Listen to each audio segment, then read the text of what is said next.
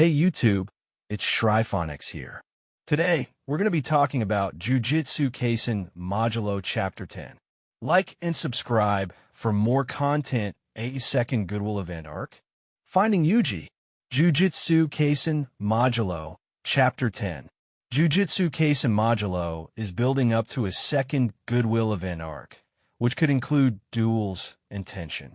The arc is focused on Yuji's return to the story, possibly even leading to the promised final battle between Yuji and Mahito. This chapter has 19 pages. The chapter begins with a meeting at Jujutsu headquarters, where footage of Maru's battle with the old curse user, Masayoshi, and Tsurugi, who is out of control in Chapter 6, Berserk, is reviewed. This is the first time Gage Akutami has shown the faces of the Jujutsu elders. However, since it's 68 years into the future, Gakuganji would have passed away, and this new group would be different from the older one. One of the older men questions Usami about letting this situation slide and giving the aliens too much freedom. Another mentions that Envoy Marilu intervened after the Tsurugi siblings were rendered unable to fight. However, the younger sorcerer brings up how Maru attempted to harm Tsurugi when he intervened, which made Mino nervous. Usami glares at Mino angrily since he ordered Mino to erase all footage of Maru and Tsurugi, and Mino swore he deleted them properly. Either Mino is clumsy or a traitor. Alternatively, someone might have already recorded the events without Mino's awareness, potentially an opponent of Usami. Another sorcerer, one with the fade haircut, informs us that the Sumerians are now classified as threats under Article 7 of the Jujutsu Regulations. Usami invokes the Hikari provision. Oh, Hikari has his own provision in the Jujutsu Regulations. He truly made a name for himself due to his unique curse technique, the domain expansion idle death gamble. A woman explains that there have been discussions about transforming sorcerer fights into public spectacles and sanctioned gambling. Thanks to the culling game 68 years ago, the Japanese government publicly acknowledged the existence of cursed spirits, which violated Article 8 secrecy. This serves as a reminder of the 9 Jujutsu regulations. It's similar to Hunter x Hunter's Hunter Association 10 bylaws, but with more detailed regulations. However, the gambling plan was ultimately scrapped, which wasn't surprising considering the potential legal issues and the encouragement of human trafficking it would entail. Despite this setback, during the previous revision of the Jujutsu regulations, the Hikari provision was added to allow duels between contracted sorcerers. This means that if any Jujutsu sorcerers were hired to eliminate another or participate in a duel, it was permitted under the regulations. The Hikari provision was only relevant for justifying having a sorcerer as a bodyguard, which makes sense considering Article 9, which states that sorcerers cannot harm non-sorcerers. Therefore, the sorcerer can only take care of a bodyguard if they happen to be a sorcerer themselves. Usami invokes the Hikari provision due to the contract between the Tsurugi siblings and Maru, which allows for legal fights between sorcerers. This provision was actually invoked when Usami made Maru sign the contract, which presumably included the potential invocation of the Hikari provision. Another argument contends that duels under the provision can only be carried out by sorcerers recognized by Jujutsu headquarters. This directly implies that sorcerers not affiliated or recognized by the legal authority of sorcerers are curse users, not just criminals who harm non-sorcerer society. In this case, Maru is identified as a civilian bodyguard. However, this implies that Maru had become a latent sorcerer. Mino explains that a latent sorcerer is someone who uses jujutsu unconsciously, meaning their crimes are treated as acts under extenuating circumstances, and in some cases, they are not criminally liable since they are not conscious and lack intent to commit the act. The sorcerer with the fade points out that it is a well-known fact that Sumerians can manipulate cursed energy, but Usami clarifies that not all can do so. The Fate guy asks why Usami is insistent on defending them, while Usami asks the Fate guy why he is so belligerent and insists on opposing them. Ugh, he reminds me of Ivar from Vinland Saga, who wants to be in a position of strength before any talk of peace is brought up. However, this guy is also quite the charmer, feeling like humans are the ones being looked down upon. Akutami does an excellent job of showing that both sides are actually equal here. While the Sumerians do have a spaceship better technology and odd minerals, they both have sorcerers and equally they share struggles. The Sumerians who arrived are refugees from a world that refused their existence. And here, Earth is an opportunity for them to coexist where it was impossible in their own homeworld.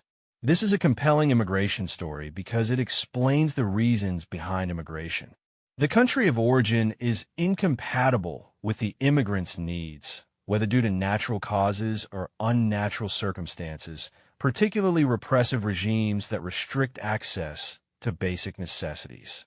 This was the case for the Irish who immigrated to the United States, especially during the famine, and for refugees from recent wars. The Fate guy mentions that they have been warned about the potential for war once.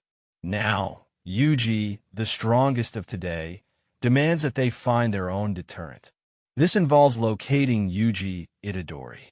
It is evident that Yuji has become the new Satoru Gojo, the successor to the strongest. Yuji is a blood descendant of the strongest in history, Ryuman Sukuna, and the student of the strongest of the modern era, Satoru Gojo. Yuji has inherited Sukuna's shrine innate technique, an unnamed domain expansion linked to his power over the soul. He also possesses the essence of the death paintings, enabling him to use blood manipulation. Notably, he holds the record for the most consecutive black flashes at 17 during the Shinjuku showdown. Yuji has inherited Satoru Gojo's dream of building the strongest among fellow sorcerers so that they can live and die together, avoiding the mistakes of the past that Gojo and Geto experienced. Usami counters the Fating guy's view, asserting that being looked down upon may be effective for individuals and capitalistic companies competing with each other, but it doesn't apply to nations. Therefore, he urges the Fating guy to leave the rest of them and the country out of it.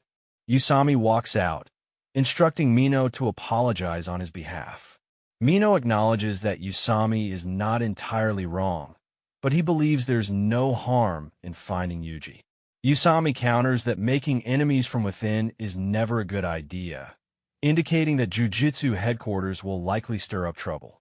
This situation is reminiscent of the tensions that Kyoto principal and soul-surviving Jujutsu elder, Gakuganji, stirred to hunt down Yuji Itadori for extermination during the Kyoto Goodwill event. Cross changes his mind meanwhile. On the Sumerian side, there's tension among the Remelians about who should preside as the tribe's chieftain. This is because Debura, a former Discount warrior who chose to protect Dura for his will, is an outsider. An elder, who was once one of the tribe's rulers in the previous chapters, explains to Oski how the unified council system works, a decision made by both Maru and Cross. Furthermore, the elder justifies Debura's immediate appointment as chieftain, arguing that Debura's outsider perspective allows him to see things objectively, unlike the Remelians who are biased. Oski, one of the Remelians who used to mock Dura in Chapter 8, expresses his dislike for both boys, particularly Cross, who showed him his disdain upon their first meeting.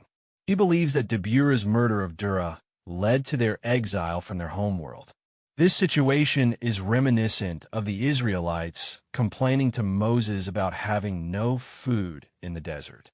The elder asks Oski if he could defeat Debura or even any of the twins, emphasizing that a decision-maker like Debura can only reject the consensus of a council formed through deliberation twice. Oski points out that Maru's injury has already reached the assembly and will influence the council's decision in favor of an aggressive approach towards Earth. Oski insists on destroying Japan, an island nation that still lacks a standing army after 141 years since World War II's end, as it presents a rare opportunity. Like Oski, the Elder favors this approach since Earth's military capabilities are inferior to the Sumerians. It's fortunate that the negotiating party is willing to consider this option. Just as the Fade guy, Oski advocates for avoiding coexistence to avoid being looked down upon by the other party. Oski makes it clear that the Sumerians must take the autonomous zones in the capital region, and then the Remelians will be the despot. He believes that changing their tribal identity will strengthen their position. Cross wonders why Jabaloma is withholding his vote, and Jabaloma responds that Cross is doing the same. Cross recalls his conversation with Yuka in Chapter 7, where Yuka sensed his internal conflict about coexistence. This is why Cross disguised himself as Maru in the first place. As higher-ranked members of the Unified Council, Cross and Jabaloma each have 10 voting rights, which would give coexistence an edge if they voted together. However, Dabura could veto it for a second time, potentially giving more time to consider their options. But that would mean this would be his last veto, and the next vote would be irreversible. This democratic system is quite remarkable in the world. Cross asks Jabaloma if he even has a will of his own, but the old man explains that entrusting to someone is an act of will in itself. As a member of the older generation, he entrusts this major decision to the new generation through Cross. This is why Maru and Cross, pioneers of space exploration for the Romelian tribe, are leaders in the unifying council despite their age being equivalent to teenagers when they began their journey. Cross observes Tsurugi and Yuka as examples of building coexistence, while Dura's words remind him of how towns and villages were built upon the wills of those who came before them. Cross recalls seeing his hometown, which resembles an ancient human settlement on a hilltop, utterly destroyed. Seeing the mole rock his father held until his death, Cross expresses immense fury. In the end, Cross and Jabaloma cast their votes for coexistence with Earth, securing majority approval. Jabaloma suggests they can begin by establishing dialogue and cultural exchange with Japan to foster mutual understanding. The others are shocked since both Cross and Jabaloma were not on the coexistence side before, but Cross explains they simply withheld their vote. The others insist Maru should be present to vote, and they find it unfair to proceed without him. Dabura expresses no objection to the coexistence consensus, stating that conflict, particularly invasion, can arise at any time. However, once conflict begins, neither side can truly comprehend each other, so understanding must precede conflict. Additionally, they left Simuria to find neighbors in the first place. After the meeting, Jabaloma shows his respect for Cross, but Cross declines, expressing his exhaustion. A second goodwill event arc back on Earth, with Maru joining Jabaloma and Cross. Yuka reflects on her Romelian backstory. She learned from Cross, and Usami notes that the reason for the tribe's exile was not because Dura lost, but because they were defeated by Dabura, a formidable opponent from the perspective of a veteran sorcerer like Modulo Usami. Usami inquires if the Kalyan has a lifespan. As the Romelian's third, I tears upon its death.